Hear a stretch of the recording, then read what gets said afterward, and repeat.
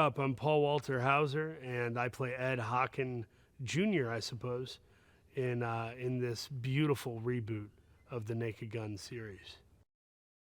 Ed is the kind of guy who really takes his job seriously, and at the same time, he is forced with sort of dealing with the fumbles and the stumbles of his partner, his senior partner, that being Liam Neeson in the role of Frank Drebin Jr. Frank Jr. and Ed Jr. really love each other. They are like brothers or uncle and nephew, mentor-mentee. And in this story, they get tangled up in yet another mess, not unlike what their fathers had to combat in the original films. And I like to think that that friendship is tested and stretched, and in the end, you see that these two guys, no matter what the case is, no matter what turns it's taking, they're always going to have each other's backs. I like to think that Ed respects Frank so much that he's never trying to make him feel lowly or bad for screwing something up or misinterpreting something. He loves him too much to really reveal that. Liam Neeson's the best, dude. I've been a fan of his for years, but seeing him in this role, you know, he really owns the comedy and commits. And off camera, he's very funny and self-deprecating and is willing to just jump into the spirit of improvisation, which is what you need in a movie like this. But playing off him was a blast, and it was very much me trying to sometimes be the straight man to him, which I'm kind of used to in other movies or TV, being the really wild person. So it was nice to take a back seat and let him kind of be the butt of the joke while I'm kind of the audience POV sometimes. When you go back to the original, you know, Police Squad or Naked Gun, even the Leslie Nielsen film Airplane, people then associate Leslie Nielsen as having been a comedic actor, but he started off in drama. And it was that sort of straight-laced, dramatic delivery that made him so perfect for those original films and the ones that came after. So we really, I think, had that same style in mind and thought, you know, who better than Liam Neeson, who we've all come to fear and respect as these authority figures and mercenaries on screen.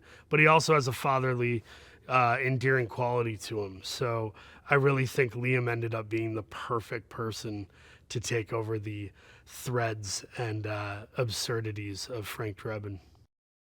Liza was amazing. I wasn't familiar with her work, and she came in and was just an absolute like spark plug. She was just constant energy and good vibes.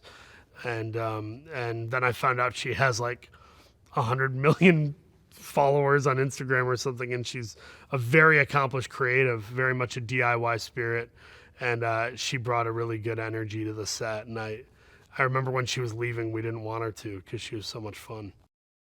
I'm just like super stoked to watch this with an audience, like a packed theater somewhere, because I think waiting on those reactions and being like, is it going to work? Is it going to work? And then getting the laugh, it's very satisfying. I come from a stand-up comedy background, so the idea of sitting in the back of a theater and kind of winding up and knowing where the jokes are and seeing how they play, I mean, that's going to be so much fun. I think this is Akiva's fourth feature, if I'm not mistaken. So what he brings to the table is equal parts loosey-goosey, let's try, let's have fun, let's play with this. Also showing up and just knowing what you want and what you need. So there's a finiteness to him that's really professional, but then there's also the fun malleability that we've come to expect in the wacky comedy he's helped co-create. And that's all you can ask from a comedy director. They bring professionalism and they've done their homework and they're ready to go, but they can also be moved by the sort of spirit of comedy in the moment and be willing to kill their creative darlings and just try something totally new.